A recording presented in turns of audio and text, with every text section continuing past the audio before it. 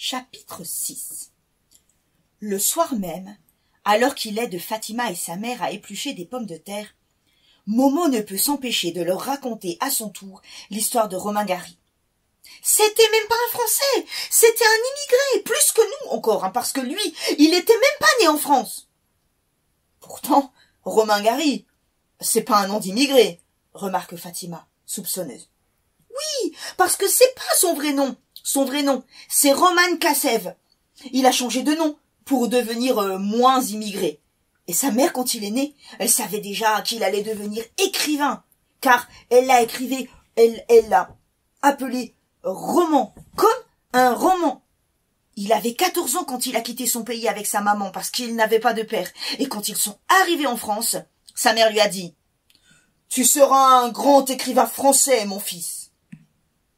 La mère, émue aux larmes, s'essuie les mains sur son tablier et, pinçant très fort et en même temps les deux joues de Momo, elle lui dit « Toi aussi, mon fils, tu seras un grand écrivain français !» Puis elle le presse sur son cœur et elle ajoute « Mais jamais tu changeras ton nom, mon fils. Tu seras toujours Momo Beldaraoui. Et sinon, comment mes copines, elles sauront que t'es mon fils ?» Momo est obligé de se dégager de force pour continuer son histoire. Les joues en feu, il reprend. Mais, avant de devenir écrivain, il a été aviateur, comme le type dans le désert du Petit Prince. Pendant la guerre, il bombardait le jour. Et la nuit, il écrivait des très beaux livres pour que sa maman soit fière de lui. Puis, il est devenu ambassadeur et a voyagé dans le monde entier. Mais un jour, il en a eu marre d'écrire des beaux livres sérieux, parce qu'il avait de l'humour aussi. Alors il a encore changé de nom et s'est appelé Émile Ajar. Comme ça, il a pu écrire d'autres livres très drôles et personne n'a deviné que c'était lui, jusqu'à ce qu'il soit mort par suicide. « Pourquoi s'est-il suicidé ?» demande Fatima. « À cause d'une femme, je crois, » répond Momo en soupirant. « Mais je suis pas sûre. »« Écoute-moi, mon fils, » intervient la mère. « Toi aussi, tu seras un grand écrivain français, mais jamais tu changes de nom et jamais tu te suicides. Tu promets à ta mère. »« Et d'où tu sais tout ça ?» interroge Fatima admirative. Momo hésite un instant. Il ne sait pas trop pourquoi, mais il ne tient pas à parler de Monsieur Édouard, son ami secret. Alors il ment un petit peu et dit que c'est Souad du bibliobus qui le lui a raconté. Parce que c'est vrai que ça aurait pu être Souad, donc ce n'est pas un trop gros mensonge. Momo a demandé à Fatima de lui doubler son casse-croûte pour le lendemain, vu que Monsieur Édouard et lui ont tout fini à 10 heures. Il lui a aussi demandé si elle pouvait lui mettre des rillettes au lieu du thon, car Monsieur Édouard préfère les rillettes. Mais là, il aurait mieux fait de se taire, car c'est rouge de colère que Fatima lui a dit « Et pourquoi pas du jambon tant que tu y es ?» Et Momo ne savait pas que les rillettes c'était du porc. Les musulmans ne mangent pas de porc parce que c'est halouf. Les juifs non plus d'ailleurs, mais eux, c'est parce que c'est pas cachère. Chacun a ses raisons. Mais comme Monsieur Édouard n'est ni musulman ni juif, il a parfaitement le droit d'en manger. Cette fois, Monsieur Édouard est arrivé avant lui. Il lit sur leur banc. En voyant Momo, il sort tout de suite de son livre, parce qu'il ne lisait que d'un œil. De l'autre, il attendait Momo.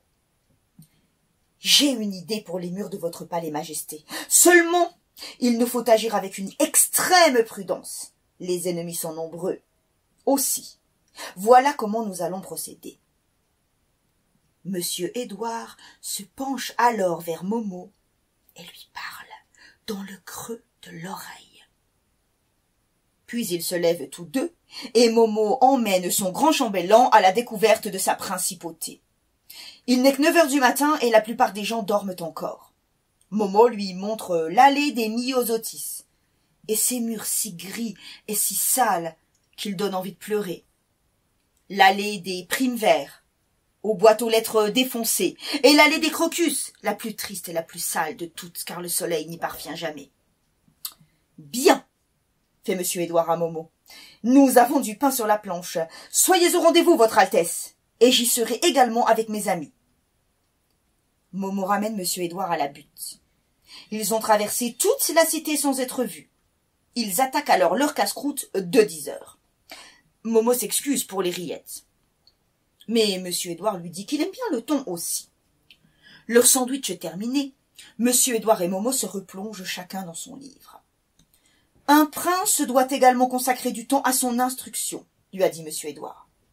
Momo est tout à fait d'accord.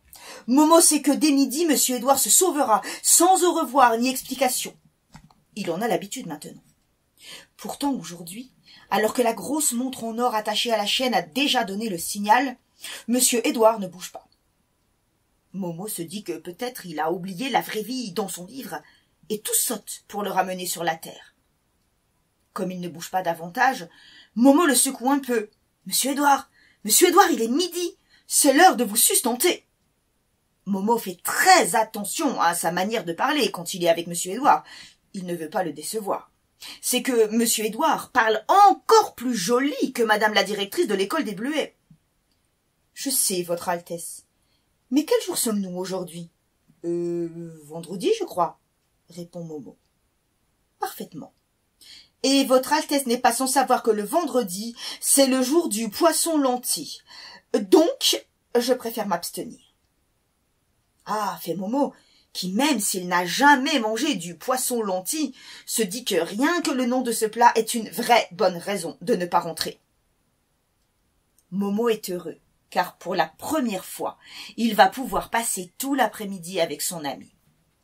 Mais soudain des voix se font entendre de l'autre côté de la butte, des voix qui viennent et s'approchent.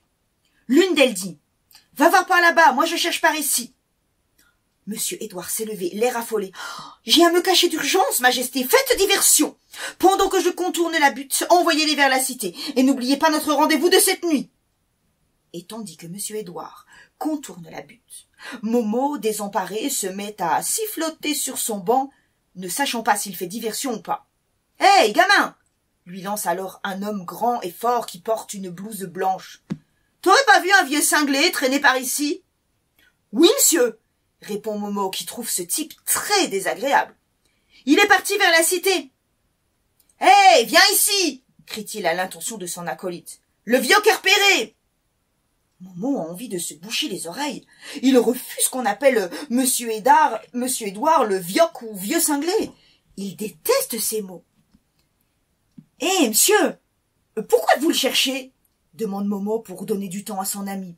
« Il s'est sauvé des belles feuilles. Un vrai passe-muraille, celui-là. On a beau l'enfermer et le surveiller, il trouve toujours un moyen de s'enfuir. Si ça continue, on va le remettre à sa famille. » Tandis que les deux hommes s'éloignent, Momo est bouleversé par le sort qui attend monsieur Édouard. Alors n'écoutant que son cœur et bravant les recommandations de Fatima et les interdictions d'Ahmed, Momo franchit le seuil interdit, celui des limites de la cité, et passe de l'autre côté de la butte. Il se retrouve dans une petite rue, calme et tranquille, ombragée de vrais et beaux grands arbres. Rue des belles feuilles, indique une plaque qui, elle au moins, dit la vérité. Momo longe un mur, bientôt remplacé par une haie serrée. Il suit la haie et arrive devant une large entrée en forme d'arche. Résidence des belles feuilles. Maison de retraite, lit-il sur le panneau. Ainsi c'est là qu'il habite, monsieur Édouard, pense Momo, déchiré. On l'a abandonné là, dans cet hôpital. Dans La vie devant soi, madame Rosa refusait d'aller à l'hôpital car elle voulait bénéficier du droit sacré des peuples à disposer d'eux-mêmes. Ce doit être pareil pour monsieur Édouard. Momo sent les larmes lui couler le long des joues. Il faut qu'il sorte monsieur Édouard de là. Il n'a plus envie de lire pour aujourd'hui. Il rentre chez lui. Et il demande à Ahmed. « C'est quoi une maison de retraite ?»« C'est un asile pour les vioques, » répond Ahmed.